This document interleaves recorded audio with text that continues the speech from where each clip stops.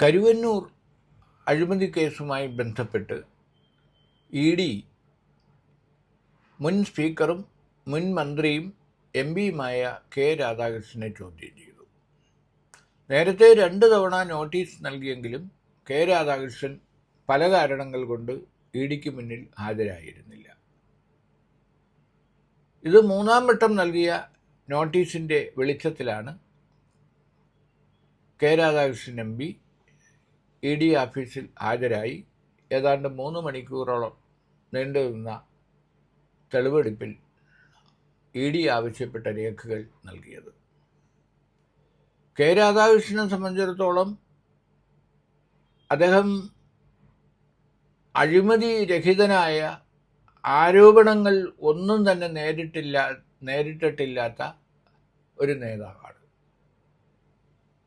കഴിഞ്ഞ പാർലമെൻറ്റ് തെരഞ്ഞെടുപ്പിൽ CPM-ൽ നിന്ന് ജയിച്ച ഏക MP-യാണ്, ആലത്തൂരിൽ നിന്ന് ജയിച്ച ഏക MP-യാണ് കെ രാധാകൃഷ്ണൻ. അപ്പോൾ കോടിക്കണക്കിന് രൂപയുടെ അഴിമതി കരുവന്നൂർ ബാങ്കിൽ അരങ്ങേറിയ സമയത്ത് CPM-ൻ്റെ തൃശ്ശൂർ ജില്ലാ സെക്രട്ടറി ആയിരുന്നു കെ രാധാകൃഷ്ണൻ.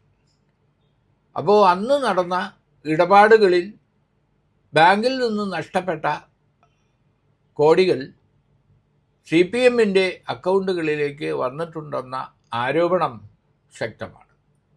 ഈ ആരോപണത്തിൻ്റെ വെളിച്ചത്തിലാണ് CPM-ൻ്റെ കോടിക്കണക്കിന് രൂപയുടെ നിക്ഷേപങ്ങൾ ED ഫ്രീസ് ചെയ്തതും കണ്ടുകെട്ടിയതുമല്ല.